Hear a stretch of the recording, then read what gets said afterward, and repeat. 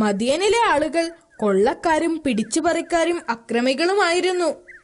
അവർ പരസ്പരം സാധനങ്ങൾ മോഷ്ടിച്ചിരുന്നു. അവർ മോഷ്ടിച്ച സമ്പത്ത് കൊണ്ട് വളരെ ആഡംബര ജീവിതം നയിച്ചിരുന്നു. അവർ വളരെ അത്യാഗ്രഹികളായിരുന്നു.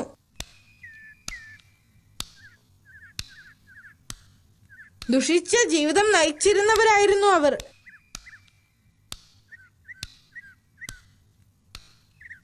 അവർക്ക് ജീവിക്കാൻ ധാരാളം പണം ആവശ്യമായിരുന്നു. അതിന് ആവശ്യമാകുന്ന പണം അവർ നീച പ്രവർത്തികളിലൂടെ കൈവരിക്കുമായിരുന്നു. അവർ അള്ളാഹുവിൽ വിശ്വസിക്കുന്നതിൽ നിന്നും പിന്മാറുകയും വിഗ്രഹങ്ങളെ ആരാധിക്കുന്നതിൽ താല്പര്യം കാണിക്കുകയും ചെയ്തു. ചിലർ സൂര്യനെ ആരാധിച്ചിരുന്നു, ചിലർ ചന്ദ്രനെയും ആരാധിച്ചിരുന്നു, മറ്റു ചിലരാകട്ടെ അഗ്നിയെയും ആരാധിച്ചിരുന്നു. ഈ കാലഘട്ടത്തിലേക്കാണ് അവർക്ക് നേർവഴി കാണിക്കുവാനും അള്ളാഹു സുബ്ഹാനഹു വ തആല ശുഹൈബ് നബി അലൈഹിസ്സലാമിനെ നിയോഗിച്ചത്. അള്ളാഹു അവർക്ക് നൽകിയ അനുഗ്രഹങ്ങൾ ഓർക്കാനും അള്ളാഹുവിന്റെ ശിക്ഷയെ ഭയപ്പെടാനും പ്രവാചകൻ അവരോട് ആവശ്യപ്പെട്ടു. എന്നാൽ അവർ അദ്ദേഹത്തെ കളിയാക്കി. അവർ പറഞ്ഞു, ഞങ്ങളുടെ പൂർവികർ ആരാധിച്ചിരുന്ന ദൈവങ്ങളെ വിട്ടുകളയണം എന്നാണോ നീ പറയുന്നത്? എന്റെ ജനങ്ങളെ, അള്ളാഹു അല്ലാതെ മറ്റൊരു ദൈവമില്ല. പ്രവാചകൻ മറുപടി പറഞ്ഞു. ആളുകൾ അവരുടെ ദുഷ്ടപ്രവർത്തികൾ തുടർന്നു. നിർഭാഗ്യവശാൽ ആ നഗരത്തിലൂടെ പോകേണ്ടി വരുന്ന യാത്രക്കാരെയെല്ലാം അവർ ഭീഷണിപ്പെടുത്തുകയും ബലം പ്രയോഗിച്ച് അവരുടെ കയ്യിലുള്ളതെല്ലാം പിടിച്ചു പറിക്കുകയും ചെയ്തു. ഇസ്ലാമിക ചരിത്രം നമ്മോട് പറയുന്നത് ആളുകളിൽ നിന്നും നികുതിയും കരവും ചുമത്തിയിരുന്ന ആദ്യത്തെ ആളുകൾ മിദിയൻ നിവാസികളാണെന്നാണ്. ആ പ്രദേശത്തിലൂടെ കടന്നു പോകേണ്ടി വരുന്ന യാത്രക്കാരിൽ നിന്നും അവർ നികുതി പിരിച്ചിരുന്നു. സ്വന്തം ജീവൻ ഭയന്ന് യാത്രക്കാർ അവർ പറയുന്നത് അംഗീകരിച്ചു. അവിടെയുള്ള കച്ചവടക്കാർ കൃത്രിമം കാണിച്ചിരുന്നു. അവർ ഒരിക്കലും സത്യസന്ധമായ അളവുകൾ ഉപയോഗിച്ചിരുന്നില്ല. അതുവഴി അവർ ജനങ്ങളെ വഞ്ചിക്കുകയായിരുന്നു. ഈ ചെയ്യുന്നതെല്ലാം അവരുടെ നല്ലതിനാണെന്നും തന്റെ സ്വന്തം നേട്ടത്തിനല്ലെന്നും അവരെ മനസ്സിലാക്കാൻ അദ്ദേഹം ഒരുപാട് ശ്രമിച്ചു. അവരുടെ കച്ചവടത്തിൽ സത്യസന്ധത പുലർത്തണമെന്ന് അവരോട് പലതവണ അപേക്ഷിച്ചു. എന്നാൽ ജനങ്ങൾ അദ്ദേഹത്തിന്റെ വാക്കുകൾ സ്വീകരിച്ചില്ല. പ്രവാചകൻ തന്റെ ദൗത്യം തുടർന്നുകൊണ്ടേയിരുന്നു. സത്യസന്ധമായ ജീവിതം നയിക്കാൻ അദ്ദേഹം അവരെ നിരന്തരം ഗുണദോഷിച്ചു. എന്നാൽ അവിശ്വാസികൾ അദ്ദേഹത്തെ പരിഹസിക്കുകയും തരം താഴ്ത്തുകയും ചെയ്തു. ഞങ്ങൾ ഇത് നിർത്തണമെന്നാണോ നിങ്ങൾ പറയുന്നത്?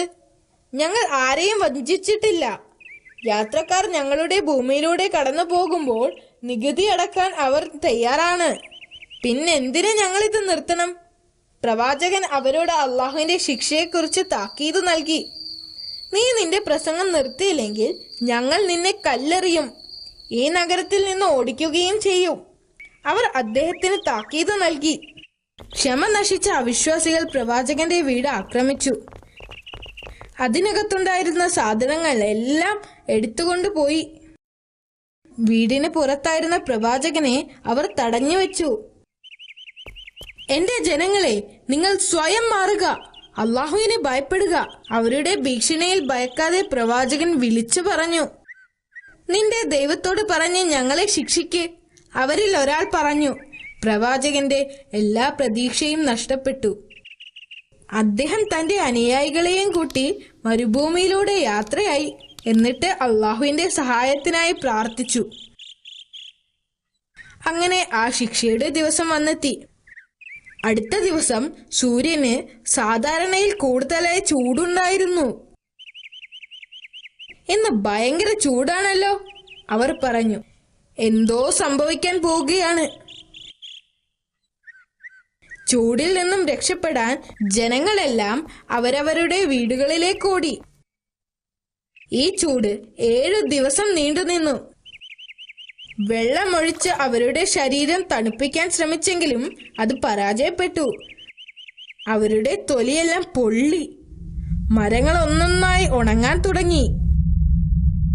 ദാഹിച്ചു വരേണ്ട മൃഗങ്ങളെല്ലാം ചാവാൻ തുടങ്ങി. ആളുകൾ വീടിന് പുറത്തിറങ്ങാൻ ഭയന്നു. എട്ടാമത്തെ ദിവസം ഒരു ഉരുണ്ട വലിയ മേഘം നഗരത്തിന്റെ മുകളിൽ പ്രത്യക്ഷപ്പെട്ടു. ഇത് കണ്ടപ്പോൾ ആളുകൾ കരുതിയത് മഴ പെയ്യാൻ പോവുകയാണെന്നാണ്. അവിടെയുള്ള എല്ലാ ജനങ്ങളും ആ മേഘത്തിന്റെ അടിയിലേക്ക് ഓടിപ്പോയി. പെട്ടെന്നാണ് ആ മേഘത്തിൽ നിന്ന് ഒരു വലിയ മിന്നലുണ്ടായത്. ആളുകളൊക്കെ സ്തംഭിച്ചു നിന്നു. എന്താണ് സംഭവിക്കാൻ പോകുന്നത് എന്ന് അവർക്ക് മനസ്സിലായില്ല. വീണ്ടും അതാ ഒരു വലിയ മിന്നൽ, അതിന്റെ പുറകെ മറ്റൊന്ന്. മിന്നൽ തുടരെ തുടരെ വന്ന് ഭൂമിയെ കുലുക്കി. ആളുകൾ താഴെ വീഴാൻ തുടങ്ങി. പിന്നീട് അവരുടെ മേലെ അല്ലാഹു തീമഴ പെയ്യിച്ചു. തീമഴ അവരുടെ വീടുകളെയും എല്ലാത്തിനെയും നശിപ്പിച്ചു. തീമഴയിൽ അവിശ്വാസികളെല്ലാം വെന്ത് ചാരമായി. പ്രവാചകൻ താക്കീത് നൽകിയതുപോലെ അവർക്കുള്ള ശിക്ഷയായിരുന്നു ഇത്. അതിൽ അവിശ്വാസികളായ മദിയൻ ജനത മുഴുവനും കൊല്ലപ്പെട്ടു.